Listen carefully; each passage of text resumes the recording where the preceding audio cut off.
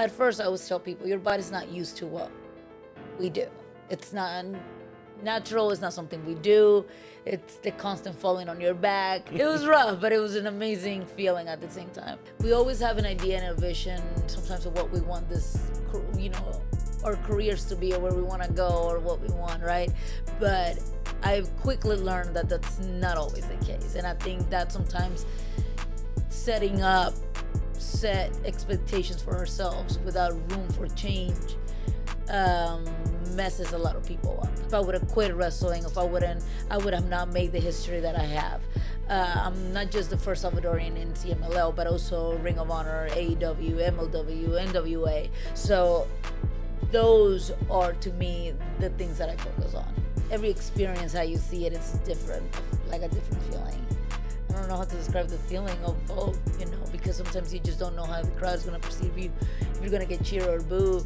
And whenever I'm in the crowd, I'm like, okay, here I go. Nobody ever asked me that question before. What the hell? Stop. Niggas, I ain't coming on the show again. I come in here, it looks professional. Tune into the content. Like you were telling you guys, I'm like, I like when people have good questions.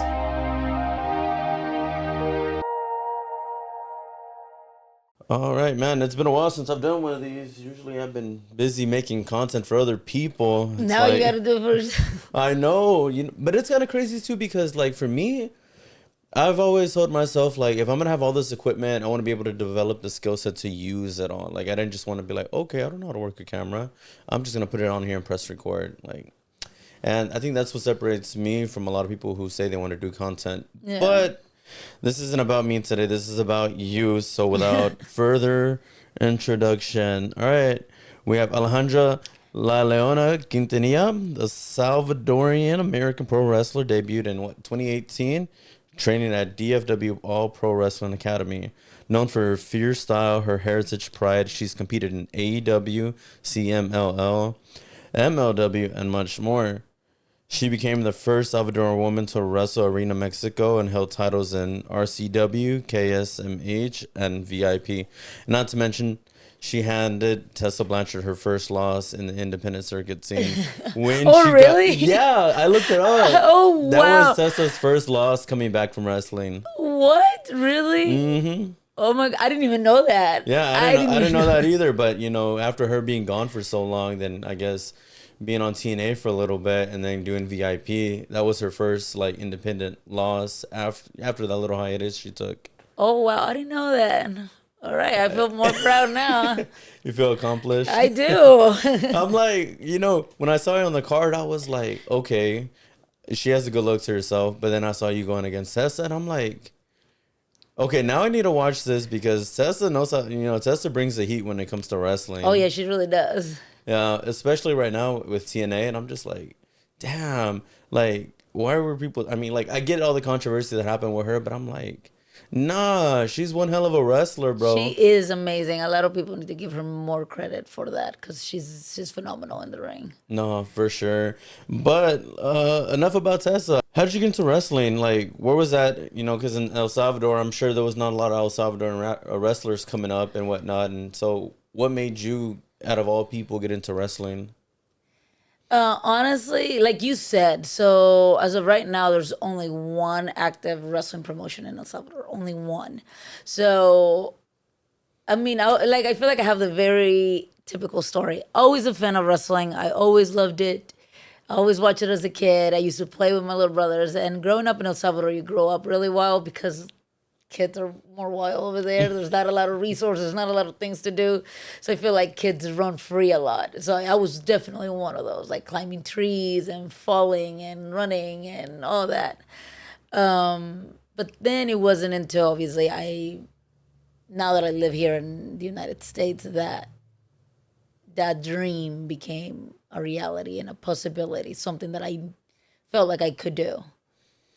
No, I understand, because over there, you got to think about it. Most of the opportunities are here in America and, Mexico and Japan and whatnot.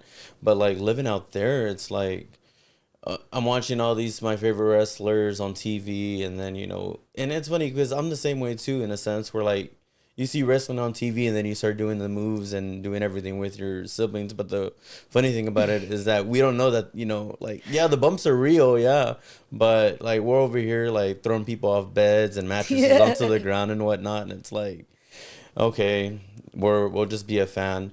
But so when you moved over here, why did you guys move over here? So, again, very typical story. You know, we used to live in quite bad neighborhood. And it was just one of those things that we needed to move out for better life opportunities. Some of other family members lived here already. So then it was just easier for my family to just also make the move to come here. But if I don't know where my life would have been or where I would have gone if I would have stayed in El Salvador, just mainly because things were, when we left to probably about 5 years ago, things got really, really rough and really, really bad.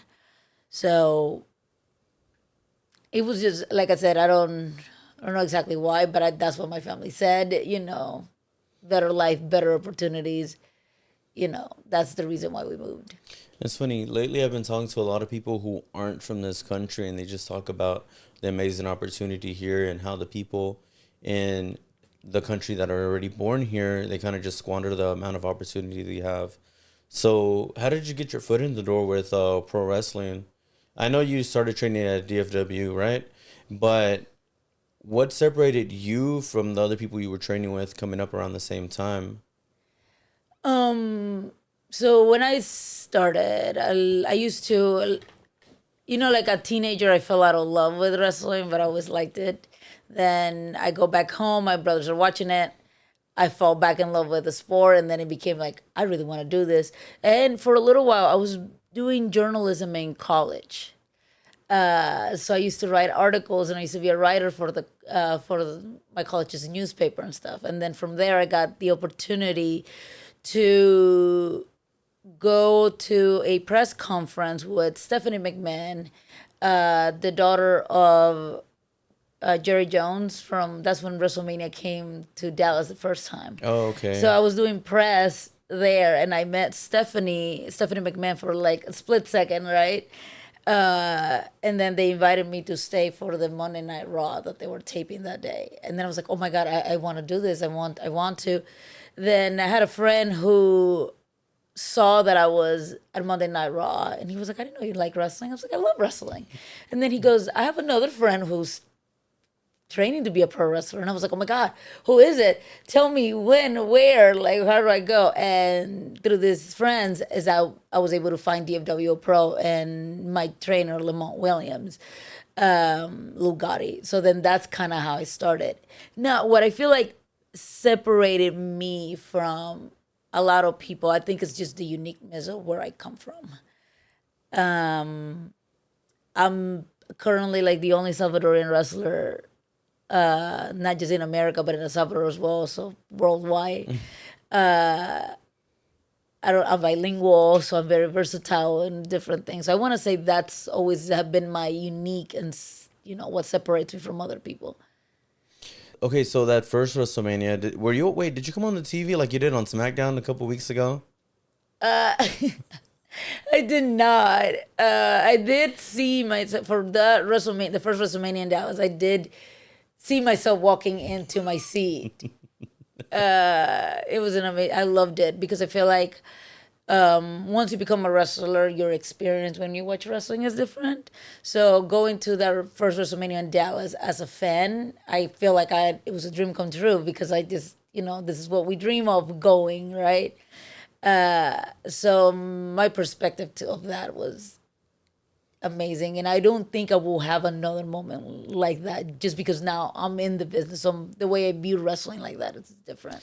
You know what? You may say that, but I mean, like, I've seen interviews with other wrestlers and they talk about, oh, you know, like, for example, when Joe Hendry debuted on WrestleMania, when he came out on WrestleMania with Randy Orton, he was talking in an interview and he was like, you know, I came out and I was just like, I took it all in, 80,000 people just there cheering. So I think from a different perspective, as a wrestler, you get to experience the atmosphere a lot more, and not a lot of people get to experience that. You know, everybody gets to sit down, watch the matches. Of course, like it is so funny because like when you are a member of the audience, you don't hear the commentary, but you don't Yeah. hear the commentary because your eyes are focused on the match. But yeah, they don't play it either. But as a performer, I feel like you guys react to the crowds and what they say and what they do.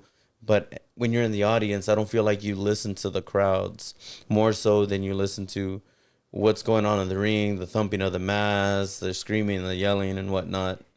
Yeah, like I said, I think like you know, every experience, how you see it, it's different, like a different feeling. I still love it.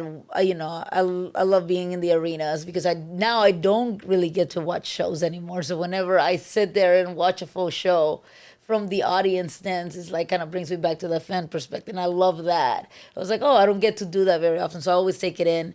But I do feel like from show to show, from time to time, the feeling is different. It's a new feeling almost every time that I get to do that, I guess. Yeah. So when you were training, well, how long did you, I guess, quote unquote, train before you got into your first match, and how was that experience like? So I want to say it was rough. It was very rough. It was very rough. It was very tough because at first I always tell people your body's not used to what we do. It's not natural. It's not something we do. It's the constant falling on your back, and it's so I want to say that I trained for about 16, 14 months before my trainer allowed me to like have matches and go out there in the world professional wrestling. So and I was training probably 3 to 4 times a week, from around 7 p.m. to around 10:30 p.m. But it was rough. The first 3 to 6 months, it was intense because I feel like my body, I've never felt the pain, but at the same time, I've never been the most amount of happy. Like I was so uncomfortable and in pain and bruised up and beat up, but it was great. I'm not complaining, but it was rough, but it was an amazing feeling at the same time. Yeah. But aside from the physical aspect, I'm sure, I mean, you weren't getting paid through training, so you're having to balance a 40-hour, 46, I don't know how many hours you're working, plus getting off of work and then finding time to schedule that. How did you deal with that mentally and just trying to balance it all out? Oh, so that's a good question. I haven't thought about that in a while. So it was, especially every wrestler can testify to this, that at the beginning it's hard financially because, like you said, we're working plus trying to stick time in there. I always, I feel like I viewed it like I always tell people like this is like going to college. Training is very much like when you go to school, where you don't mind the tiredness, the sleepless nights, the fact that you're broke, the fact that you got to cut ends in some place because you're looking for that, that degree, that end product, right? So I want to say that's what helped me mentally, where I was like, I can't wait until that. As far as it, I had to tell my family. He was like, hey, I'm not gonna be here as much. He's like, hey, we gotta cut down some, I need this, I need that, right? We need things like that. But luckily I had the support of my family. So it made training just slightly easier in that sense because I did have the support of my family. But I feel like it's always hard no matter what. Even when like you're at this stage of the game when you're getting booked on shows across the country and across the world, you still feel that way or no? It's different now, because I feel like we transition into it. What's hard now is the time away from home, because now, like you said, I'm not just before. I've been very fortunate in my career where I'm always been busy, right? But now when it comes to international travel, that's been the biggest change lately because before, when I was just wrestling here in America, it was just Friday, Saturday, Sunday. And now whenever I go out of the country, it's like, no, we got to have you here more than the 3 days. Now you got to come here for a week. We'll fly you in on a Wednesday. We'll fly you out the next Wednesday. So now I'm being gone more than instead of just the weekend that I was used to.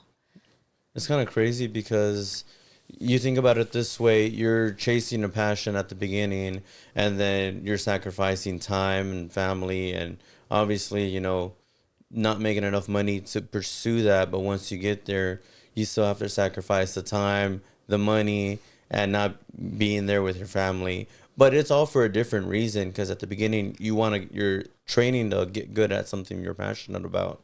But then once you make it over that other side, now you're pursuing a career. So I think the amount of work that you put in is always going to be the same, if not more, but you're still gonna have to sacrifice that thing. So, you know, thinking back at that, was there any point in, you know, you going from first day at wrestling school, going through the whole training before you got that first match, where you were like, man, like, I don't know if this is for me, or do I want to give up? Or was there any moment where it almost broke you, but, you know, you kind of like said, nah, I'm going to stick with it? I don't want to say if it was as harsh of a doubt, but there's definitely like more of frustration with the process, where I'm like, it's more like, when is this gonna happen? Why is it not happening? I want to wrestle already. I want to be out there already. Like, that was just more of mine. Like, I felt like I wish it would have taken less time at that time, right? I wouldn't say that now that I'm like, okay, now I feel like I still need time to train and prepare, right? But I think those were the ones of like, it feels like it's never gonna happen. Like, you want it so bad, and then having to wait for those moments. And then, like I said, and I went 16, 14 months with that mentality. And then when it finally happened, I feel like it hit me out of nowhere. I was like, wait, what? Am I doing this? It's happening. So I think more was frustration with the process, not so much self-doubt where I wanted to quit. It's funny because it reminds me of this photo that I see all the time about that little dude in the tunnel with a pickaxe, and he's going out there, and there's like a little bit of dirt left where all the diamonds are at. He just turns it around. And whenever you approach, you know, passions and, you know, things you want to do in life, I always go back to that picture where I see the dude with the little pickaxe, and it's like, okay, no, if I keep going, I'm going to eventually get to the diamonds. And for you, the diamonds was actually getting to wrestle and getting all these opportunities that you've gotten, whether it's in Ring of Honor, AEW, CMLL, and it just goes to show you like perseverance and just sticking through with it, even though you're like, oh, I'm not seeing the results. The power of delayed gratification will take you to places you didn't even think you'd be wrestling at. No, and like, honestly, I love that picture. I know which picture you're talking about, and I think that's exactly how I think. I might be tired, I might beat up, or get frustrated sometimes with the process, but then I'm always like, I know something's coming, I know something's gonna happen, or let me see what's next, but it's never really been a thought on my mind to quit. But more like, is it happening, is it not happening, is it, and then, there's opportunities just kind of, I feel like, come from out of nowhere, especially recently when I was in Mexico. I felt like that was one of the biggest lessons in life, where people say timing is everything.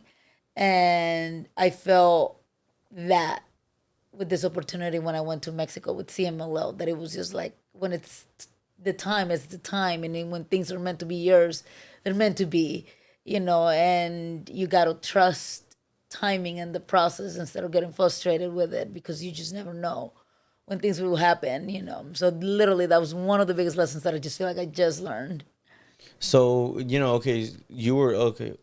ahead and paint the picture. You're wrestling around, smaller indie promotions, whether it's in DFW or other parts of the world. But how did the process for you to get called up to like Ring of Honor or AEW work out for you?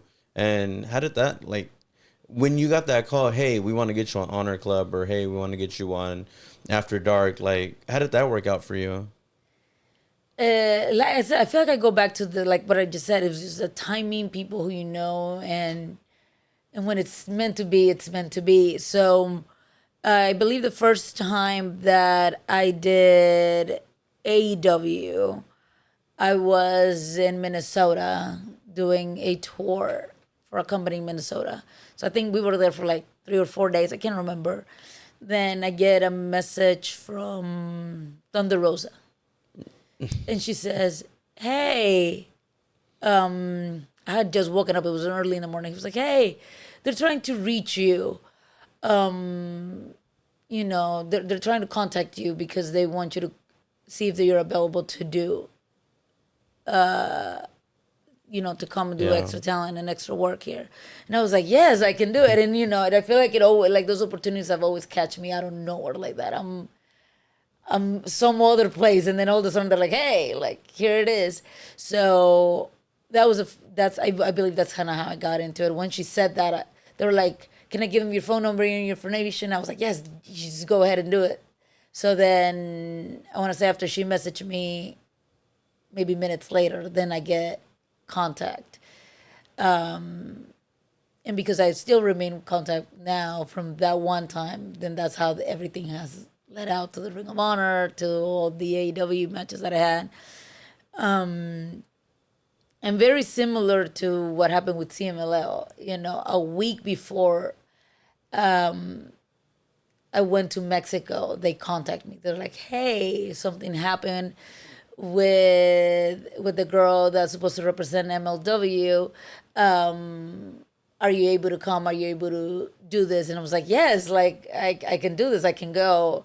So then I feel like it just happened so quickly, where I feel like I didn't have time to process. I'm like, yes, because I had just come back. Where was I? I don't even know. I think it was like I was getting ready for Mania week. Yeah. Oh, that was over there in okay, because I saw I that. Just come back from Mania week. It was one of those where there was a lot going on when it happened. Oh, yeah. Okay. I got 2 questions to follow up with that. So, did you have any prior relation with like Thunder Rosa, or was that just I guess she noticed your work and said, hey, you know, this might be a good fit, and then just contacted you out of thin air? Yes. So I've been. In fact, one of my big matches that I had very early in my career, just kind of defining, you know, moments. Can I hang with the best, right? I was able to wrestle Thunder Rosa in a singles match, and I was so early on. I think it was like under 20 matches or something like that, very early on. And this is when I believe she was still doing, I think when Lucha Ground was still going on. Man, Lucha Underground was crazy, bro. They were doing some of the most craziest Yeah. things. I totally forgot that she was in Lucha Underground. I believe that's around either before or after, like right that's when I met her, and she's always been a great friend of mine, and I love her dearly because I feel like she's helped me so much through all of my career, like always giving me advice. Every time I see her, we always like talk. So I was very appreciative of that relationship that we built from that one match. So she always tells a funny story because like my family was there for my first match, and my grandma was there. My grandma was mad at them. Still to this day, they remember how Thunder Rosa made them feel. So in that match, who was the heel and who was the face in that match? Thunder Rosa was the bad guy. I was the good person, I guess. So, God, okay, this sounds kind of bad, but who did you get jobbed out, or was it like neck and neck, or how did the match play out for those who haven't seen it? Because I haven't seen the match, but I'm sure we can pull up on YouTube. So it is somewhere in YouTube. Oh my goodness, yes, it's. Can't even. I wouldn't be able to remember the time when that happened, but I believe it was. If I can remember, maybe around 8 to 10 minutes. The match, I think that's how long the match was. And it was a really fun match. It was actually really, really good. It wasn't one of those like I got beat up. No, it was it was a really good match. It was a good back and forth, especially for how new I was. I believe that, you know, I proved myself in the ring when I was in there. So after the curtain is closed, y'all guys, okay, you're on. She pins you. Y'all guys walk to the back.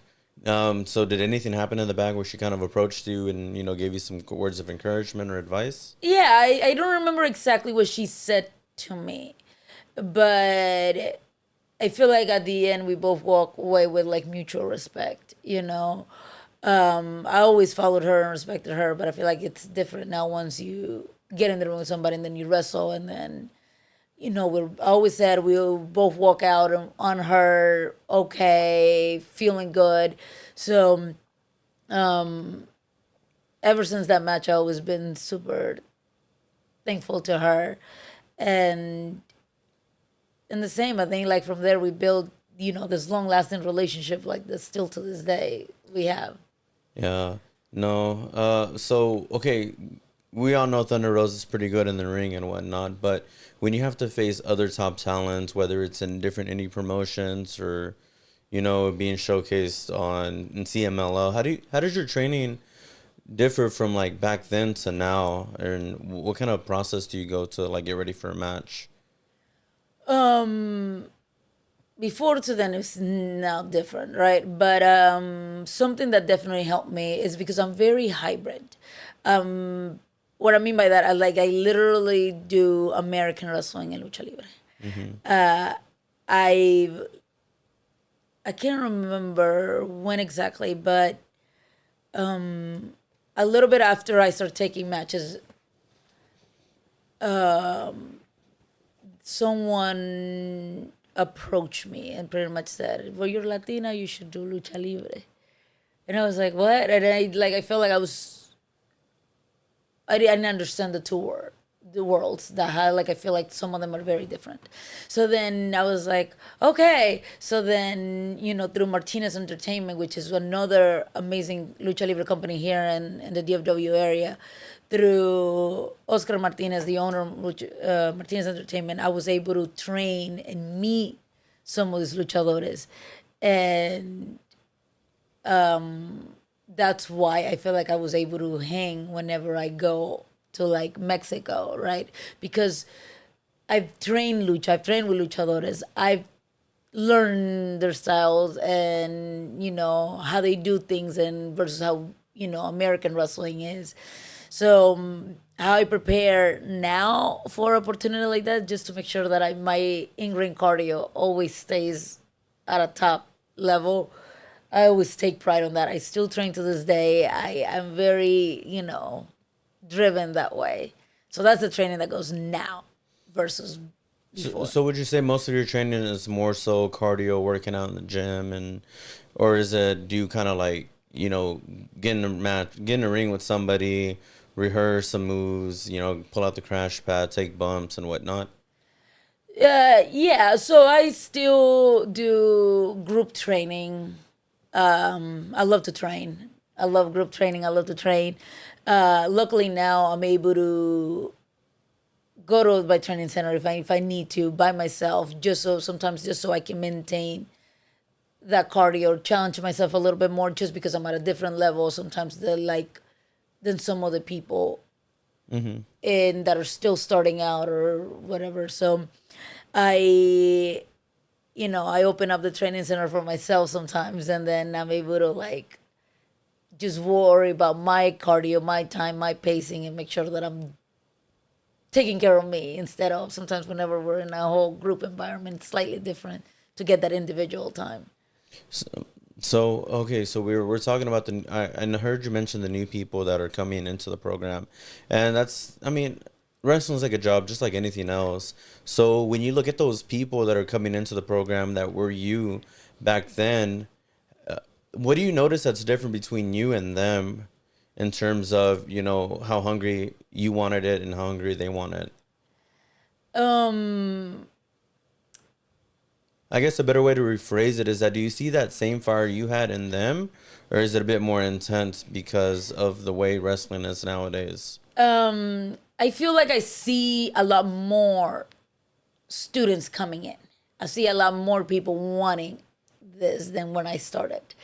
Because I started training in December 2016. Yeah. Around that time. And I feel like, at least the school, there was not a lot of people coming into training to be pro wrestlers. But now that I feel like wrestling is cool again and it's amazing, and there's so many eyes and views on pro wrestling again, I see a lot more people approach this. I feel like at one point maybe wasn't as cool. It wasn't. I don't know. So I see a lot more. The same fire and passion. I believe that will always live. So I feel like there's not much different on that. I do see more people wanting to be pro wrestlers than I did before. So what do you think made wrestling cool again? Was it Tony Khan, AEW? Was it Triple H taking over WWE? Because I mean, I'm in the same boat too, where wrestling wasn't cool for a while, but I always grew up with it. Like one of the first matches I've seen was at SmackDown with Eddie Guerrero and Rey Mysterio. Yeah. Just doing something on Thursday or on a Friday, and that's kind of how I got into wrestling. But there was a period in time where everybody can agree that wrestling was not cool, because if you're just watching WWE, or maybe have cable, and maybe you can watch TNA, and you'll probably have to catch last week's Raw on a Spanish channel. Yeah, that was me. Yeah. So what do you think made wrestling cool again? And to be honest, I want to say social media. Yeah. Social media did it because.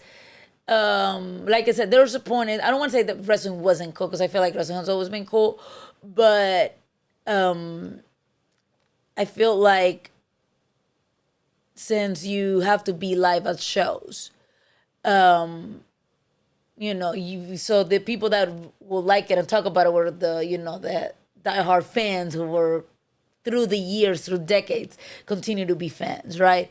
And talk and share about it and stuff like that, right? But now with social media and stuff like that, right? Now people share clips from Attitude Era or whatever. Yeah. Now we're like, oh, I remember when I used to watch it. This is cool. So then you find yourself, going almost like tapping into that nostalgia from when you were a kid and you used to watch your favorite matches and whatnot. Yeah, it's literally that. It's honestly that, and I want to say because.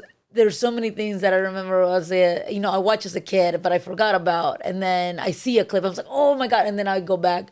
So I think, and then when you see how many people have liked it and view it and how many times it's been shared, then you're like, oh, well then I'm not the only one who likes this, it feels that way. So I feel like the community has grown more because of it. Because now social media has helped, in my opinion, that.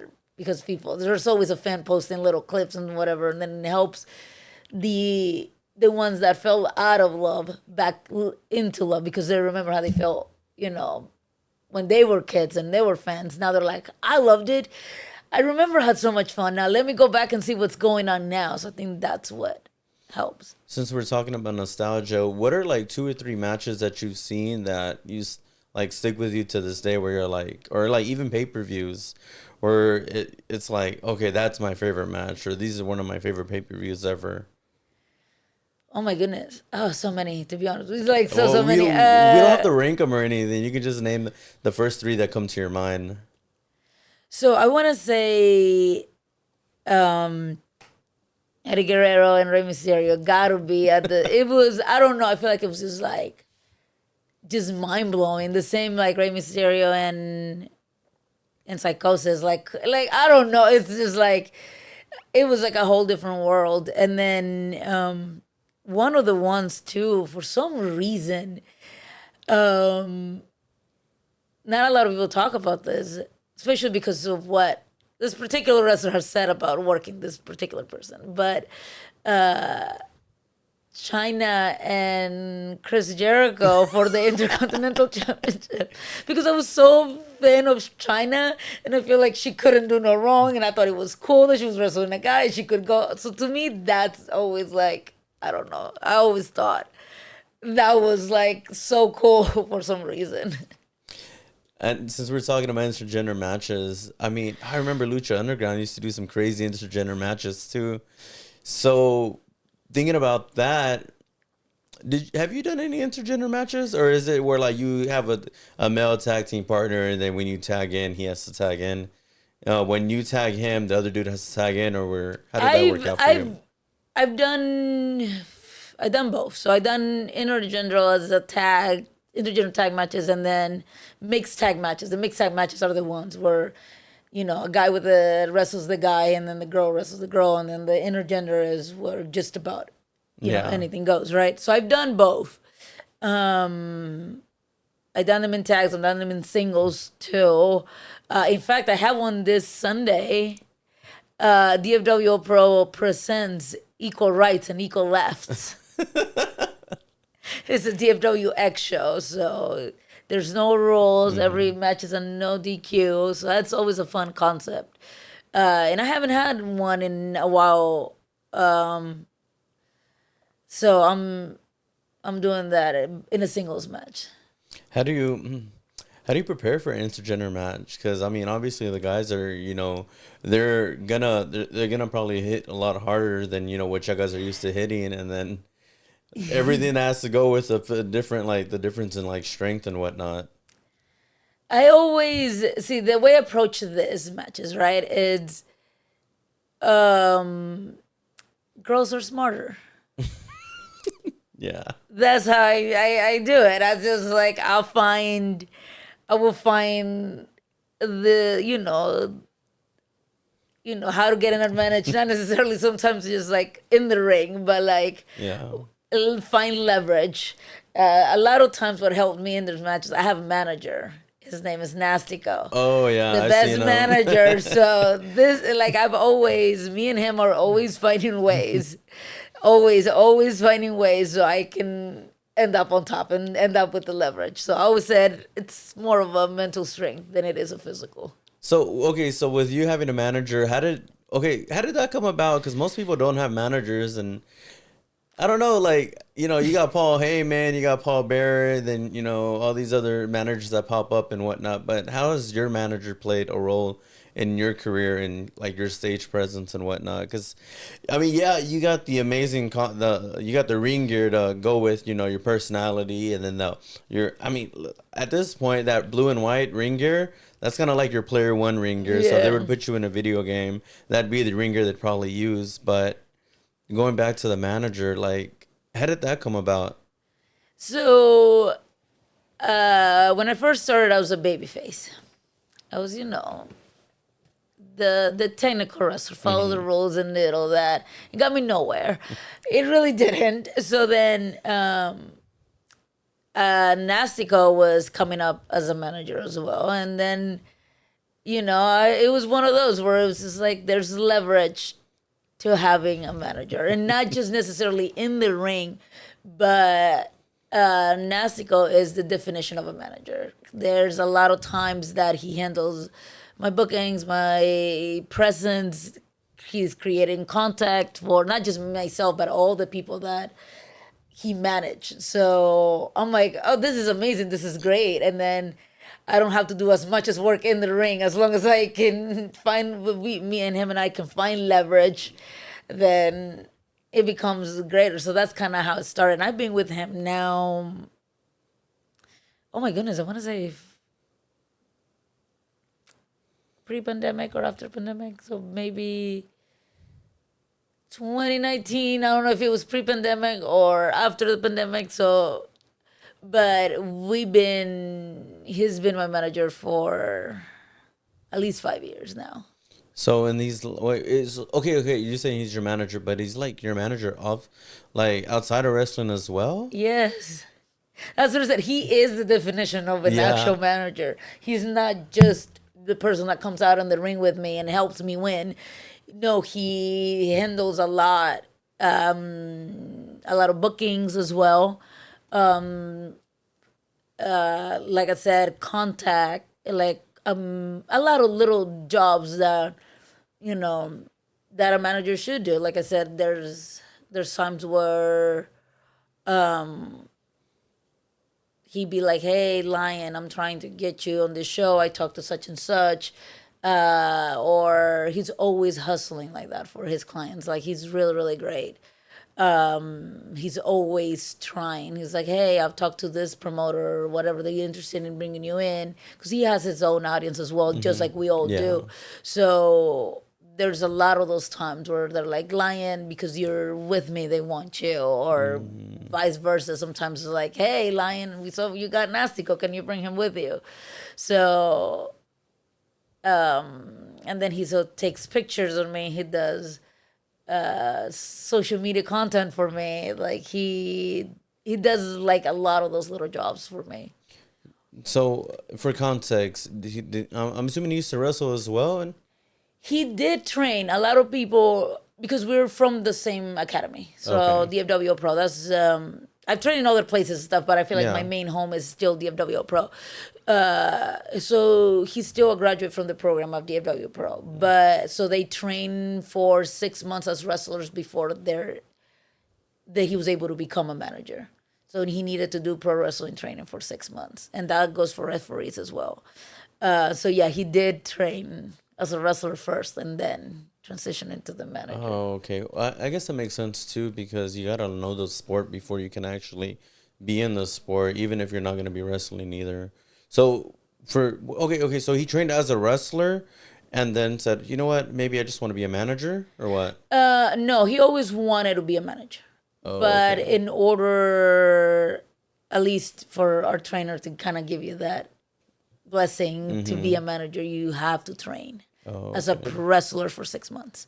So managers and referees, DFW Pro still got to train 6 months as wrestlers before their training begins as managers or as referees.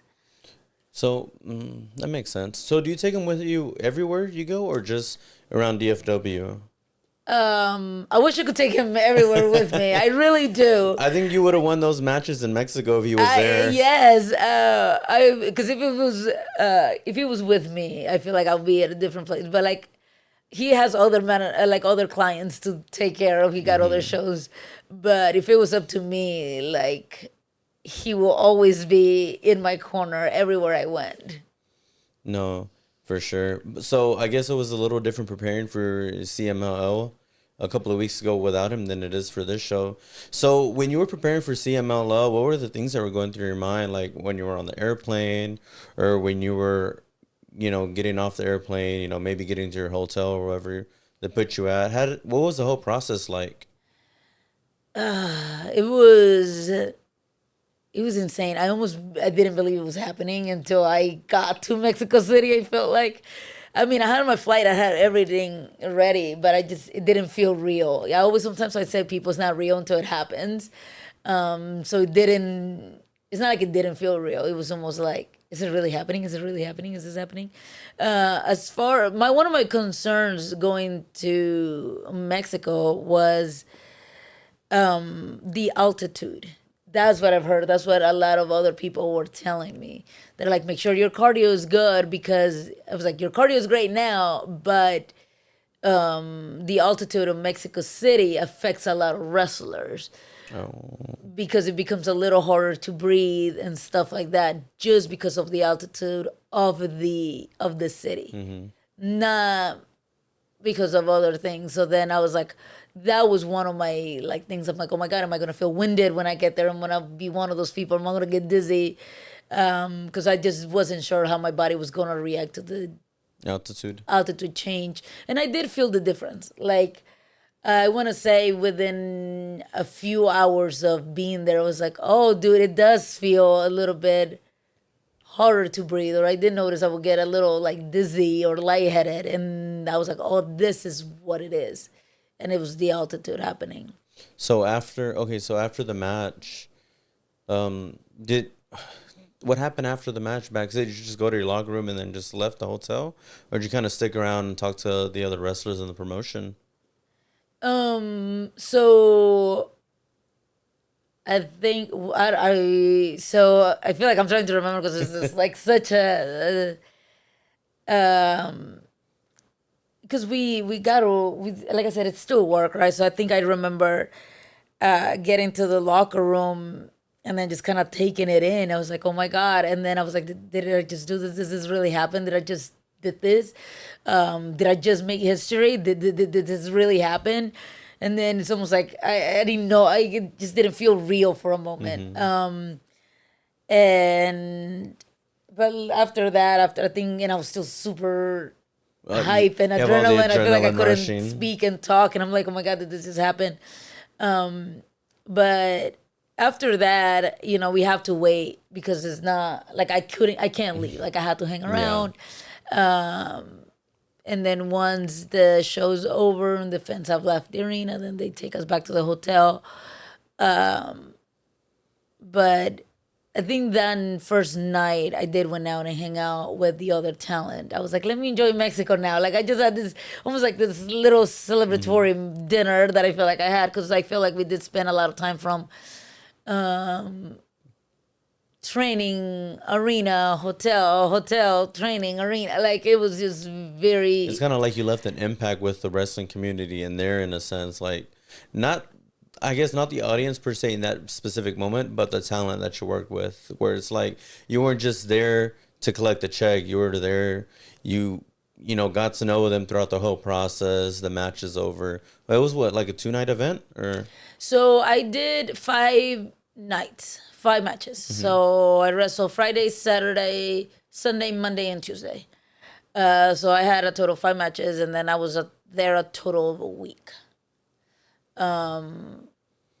So yeah, like I think I've always been very appreciative, grateful, and of everything. The littlest thing, I'm happy. I loved being Mexico. It was my first time in Mexico.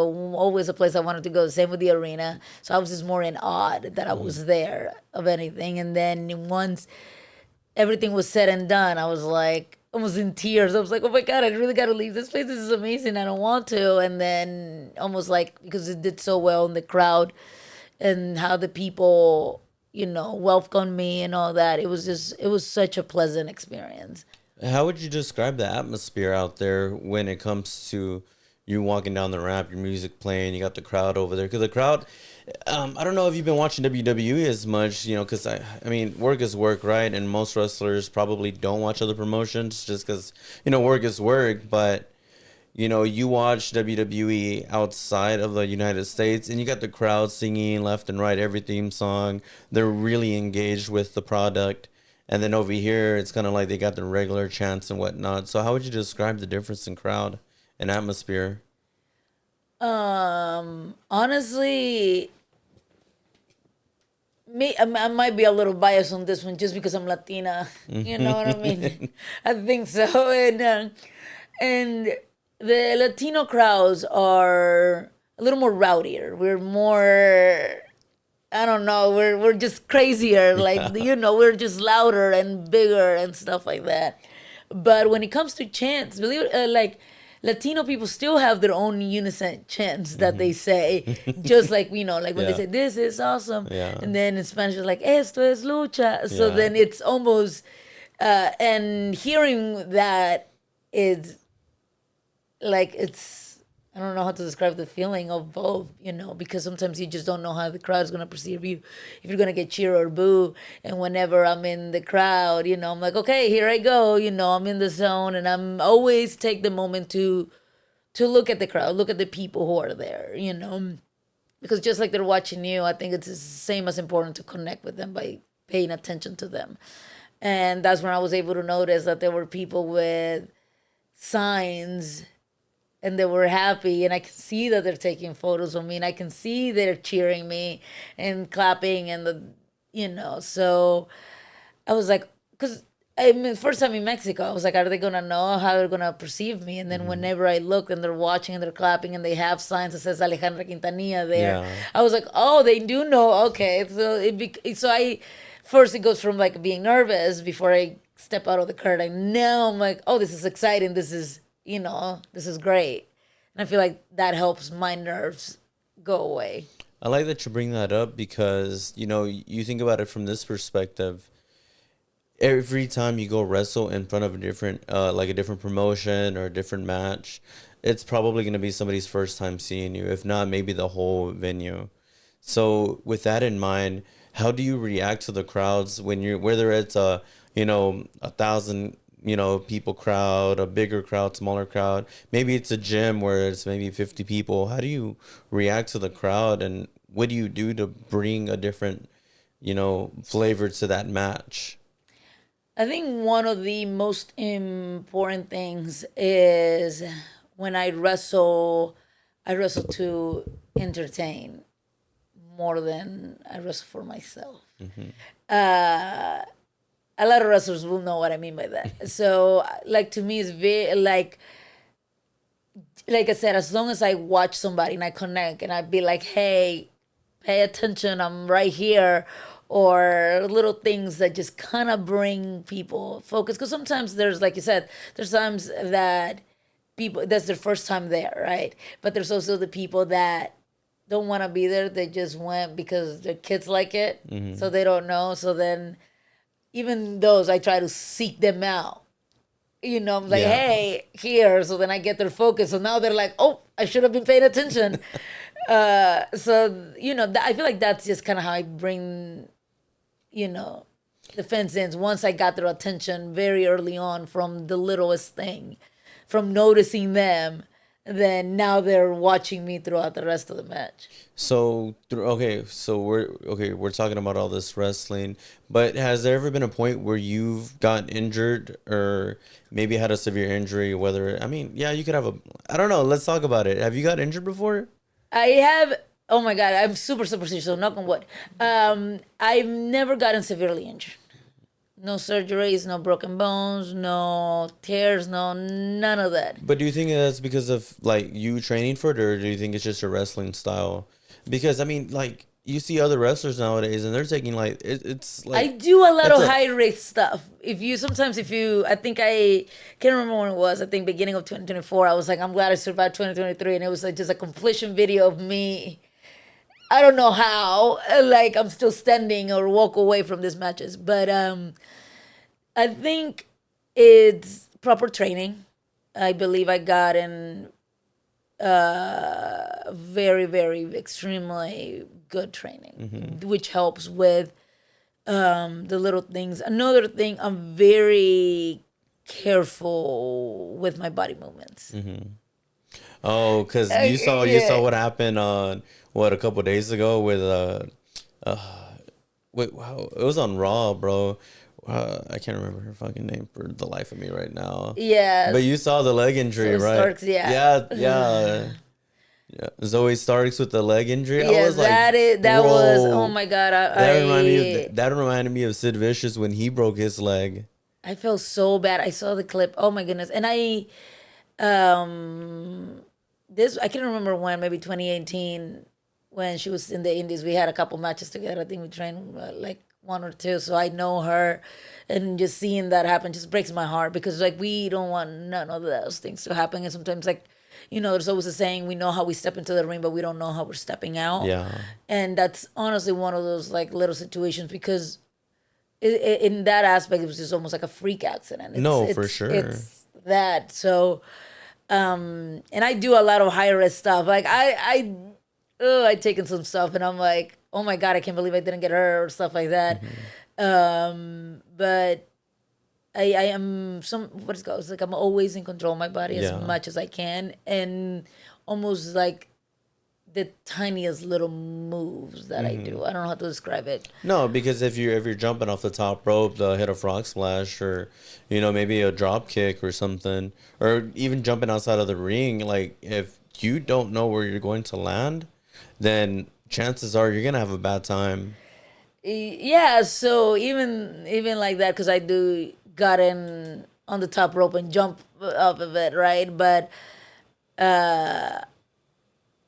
as effective as I want the move to be, I'm very cautious of, like I said, the little tiny movements of that can turn this great move into a disaster. So I'm very cautious and like that. And like I said, knock on wood, I'm very superstitious, because I don't want to say like so far I got tiny little injuries. Yes, I've gotten, I've hyperextended my elbows a couple times. My shoulders I've hurt, I've landed things weirdly and wrong and bad a couple times. But every time those little things happen, then I'm like, I try to analyze why or what did it, or things like that, to make sure that I don't make those mistakes again just with myself, so that way I can prevent further injuries and stuff like that. So do you feel like you're a bit okay? So I talk to comedians, right, and they like to record themselves and watch themselves, right? And then they're always hypercritical about themselves. Are you the same way with your in-ring matches when you know see them on TV or recorded or whatever? Oh yeah, all the time, all the time. I was like, oh, maybe I could have gotten up quicker. Maybe my delivery of this move wasn't the greatest. I should have been, yes, very much so. And then I'm like, oh, why didn't I think of that when I was in the ring or something like that? Like, but yes, very, very much so. It's very tough on myself. It's kind of crazy because when you do something that you do it professionally or at a certain level, everyone around you can be like, oh no, that was good, and the whole time you're just beating yourself up. But you're like, but then even when you point out the stuff that you feel like you could have done better, they're like, no, it's fine. But I think that just goes to show you too, when you're growing up and you're doing something you want to do 100%, you're always gonna look for that room of improvement. And with that, I mean, what do you think you're gonna end up next? Like, are you gonna just be, around doing indie shows? Did CMLL open up any potential opportunities that you probably can't speak on right now? So I always say this, like I always talk about myself in this aspect. I just feel like I'm here for the ride. Whatever the ride takes me, I'm ready for it, and I'm prepared for it. Because like I said, we always have an idea and a vision sometimes of what we want this, our careers to be, or where we want to go, or what we want, right? But I've quickly learned that that's not always the case, and I think that sometimes set expectations for ourselves without room for change messes a lot of people up. So I always said I'm flowing like the wind wherever the wind takes me, right? Because if I would set certain goals for myself, certain things, or a lot of people have said things like, you should have been signed already. I don't understand why that's not happening. But then I think of but instead of focusing on that, I'm like, if I would have been in a different company, other companies, or if I would have quit wrestling, I would have not made the history that I have. I'm not just the first Salvadorian in CMLL, but also Ring of Honor, AEW, MLW, NWA. So those are, to me, the things that I focus on. If if people say, I don't get it, I don't understand, but I think I focus on, I was able to do this because of this. If I would have been there, I wouldn't have been able to do this. Especially like Arena México being one of the most historic arena in the world in professional wrestling, because it's the oldest company in the world for pro wrestling, right? So I always say this, like even if I was with like any other company, right? I don't think I would have been able to do what I did. And I've always, instead of focusing on like, this is what I want, or why is this not happening, or like this, let me enjoy the ride. Let me not get frustrated with the process and question it. Let me just trust that it will happen, and whatever happens is meant to happen. I mean, yeah, because look, I mean, you were at one point in time, you were that young girl watching wrestling. And whether it was Hispanic wrestling or American wrestling, you're watching it at home and you're idolizing, you're taking in the product for what it is and, putting yourself there. But fast forward maybe 10 years later, the same thing that you saw on TV is what little girls and boys in El Salvador are looking at. And despite, no matter how bad El Salvador is, like, bro, you're literally in the position where, like, now you have little kids that you used to be you looking up to you and saying, well, if she can do it, then maybe I can. Because it's the same thing with European wrestling. There was not a lot of European wrestlers out here, and one by one they started coming over. Then you start seeing, for example, you got Fit Finlay and everything he did in WCW, and now you get more European wrestlers coming over, and it's gonna be the same thing over here too. And you're probably like, oh, he's blowing smoke up my ass or whatever. No. But I've seen it, like, being a fan of wrestling. I've seen what one person from a specific place can do. Like, you got to think about the Irish wrestlers that we have right now. Yeah, I mean, Fit Finlay was probably the first Irish wrestler that came out and made it mainstream over here. But then, you know, fast forward a few years later, you got Becky Lynch, Finn Balor, you got Lyra Valkyria. They're all coming over. And, you know, there's always going to be a person from a specific place. And because of you and all the history that you've brought into wrestling, being from El Salvador, you can do the same thing with people down there. Like, think about it this way. Stephanie Vacquier, one of the first Chilean wrestlers in WWE. Yeah. That's fucking crazy. Yeah, like even the same with her is because like she was just also, I believe, the first Chilean in CMLL as well. Yeah. Like is it. You know, like I said, we always been fan of wrestling, but sometimes with, you know, the countries that we come from, that's, you know, opportunities like that are not, right? But then this is what's great about pro wrestling, like just the doors that it helps open. Like I said, I recently saw something, I can't remember what, but it was like, someone was like, I can't believe it took 91 years for a Salvadorian to debut in CMLL, and I was like, "Well, yeah, as crazy as it sounds, it's also as great as it sounds." Yeah.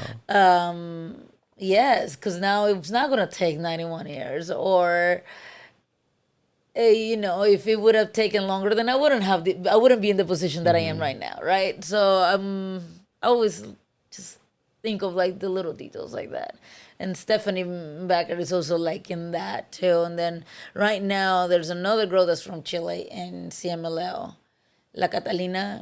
She's Chilean as well. So it's wonderful to me. Do you feel like you gravitate more to the Latino wrestlers, or do you just kind of gravitate to it all, or more towards the women, or how do you view it? Because if we both are wrestling fans like we say we are, then we understand that wrestling in the United States for Latinos wasn't always the best. Like, bro, they were jobbing us out to Kevin Nash and fucking and just everybody over there, bro. My mind is just like, Yeah, I'm just like. The first wrestlers you've seen maybe growing up is, you know, like you said, Psychosis, Eddie Guerrero, and this was back when WWF's, WCW, right? But they didn't really do too well on the card. They weren't winning main event titles. They weren't in the main event scene like that. And so later on after, and then you remember Mexico's when they're riding around the lawnmowers? Then we got that. But now, like, you're seeing top tier talent coming over on, like, WWE with, like, you got Andrade, you got everybody. I'm thinking about wrestling, right? And I see it all the time, but I just can't put faces to names. And you just think about the impact that Latinos are having in the community now.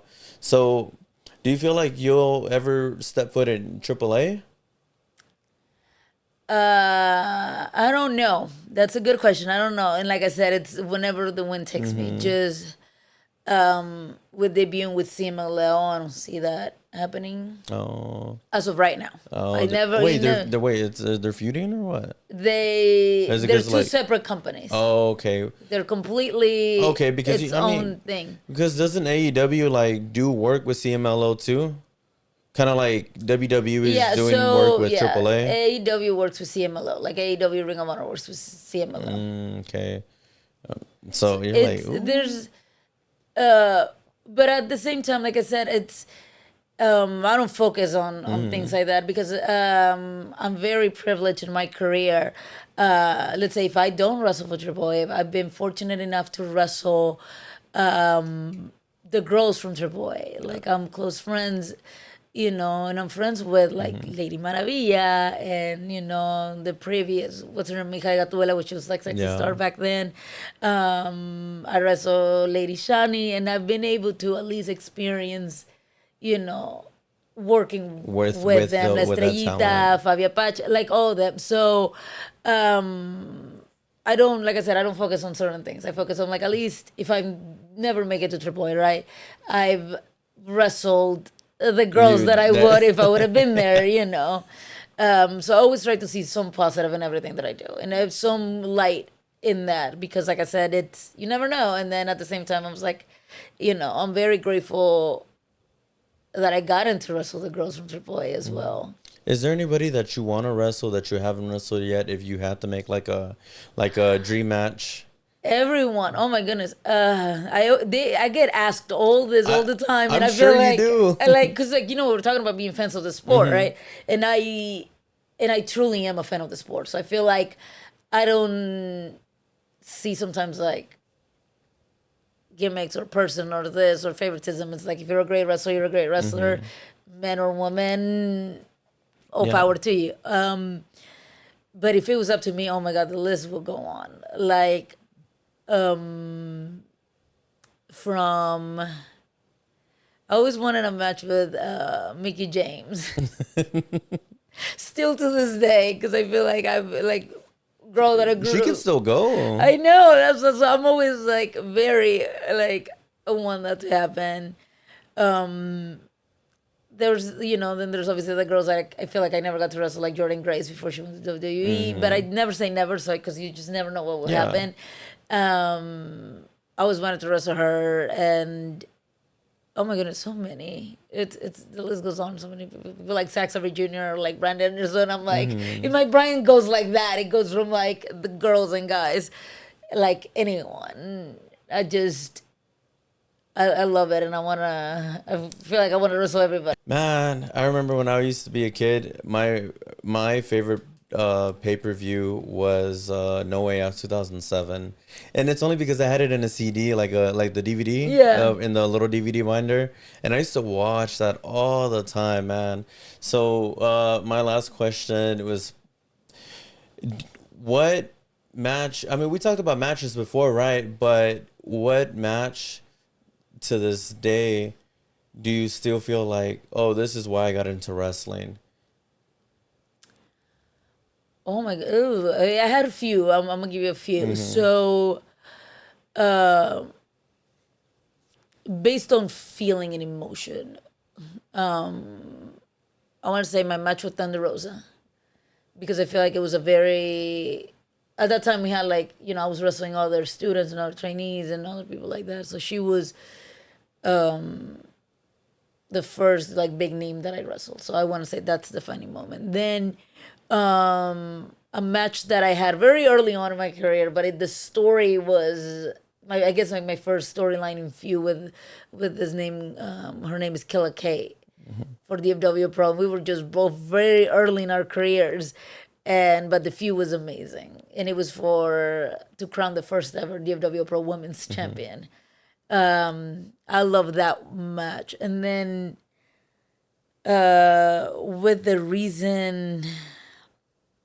Oh my goodness, I feel like I just have so many. I think the first time I turned heel, that was an amazing feeling. I turned heel on Roxanne Perez. Really? Rok-C, yes. At a VIP wrestling. VIP? Yeah, that was... I remember the feeling and people going just... like they were like, what? Because I had spent my career being, the baby face, the good person, and then, It's kind of crazy to think about baby faces nowadays. It's because, like, okay, think about it this way. You have Cody Rhodes, who was the biggest baby face for like a year, right? But then the crowd started to turn on him because everybody wants to see the baby face make, that journey to win. But once he's winning, then it's like, okay, like, I don't want to see you anymore. And you're going to just throw it away, be like, I don't want to play with you anymore. We want somebody else. So I think it's always easier to be a heel because you can be a little bit more like yourself. But at the same time, too, like, people are, because, bro, like, think about it, like, Dominic Mysterio, bro. They started cheering him, and he's been, like, the biggest heel for, like, a year. And it's just kind of easy to be a heel, don't you think? I think that depends on the wrestler. Or do you? How come? A lot of wrestlers have a hard time turning a switch on and off sometimes. And like I said, it's some people like they do well with getting cheered instead of getting booed. You know, a lot of people like sometimes just more of that. To me, as long as they're making some sort of noise, I don't care. As long as there's noise being made, cheering, booing, whatever. As long as they're interactive, I'm okay. But there's people that don't like to get booed. They don't like that boo feeling of like, they're like, what? They don't, you know. So I always said that a lot of times it just depends on the wrestler, their style of wrestling and stuff like that. And the same, like, there are people like, I want to be a heel, and to your people are telling you, you know, go to hell. And then you're like, wait, what? Like, you know, you didn't expect certain things. Because some, you know, crazy fans do say crazy stuff. So I think, like, that just depends on the person. Like I said, for me, as long as they're making noise, either good, yay, or, you know, as long as they're making noise, I'm okay. And I can feed off noise. But like I said, some wrestlers don't like when they're getting booed. And when they're getting booed, they don't like that. So that's what I'm saying. So they're like... it just depends on the wrestler and so do you feel like the story is more important than the spots in the match? Of course, because it's our favorite matches, right? You don't remember the whole match, but you remember how you felt. You remember how you felt. You remember like, wait, what? Like, like whenever I turn here, like I didn't see that coming, like what I recently said when the first time I came back to El Salvador, how I fooled everybody, and then how everybody was mad at me, and I'm just laughing on their face, like, sorry, you should have not been so naive, right? But those are the little things. When people come up to me, they're like, I'm still mad that you lied to me. So they don't remember the match that I had, but they remember how they felt. You know, they remember, like, still to this day, I think that happened back in October, for my birthday last year in October, and still to this day recently, they're like, I'm still mad at you for that. Your birthday's in October? What day? 4th. Oh, mine's on the 13th. Oh, really? Yeah. Libra? Yeah. Oh man, that's crazy. So, okay, I guess we should wrap this up. You got laundry to do. Yeah, I do got laundry. Errands to run, but it's been a pleasure talking to you. Same. Thank you for having me. I had a blast. I like the questions that you asked. I feel like you had some that I'm like, I haven't thought about this, or I don't know what to, yeah. All right, well, guys, this is it. I'm turning the camera off now. We'll see you on the next one, I guess.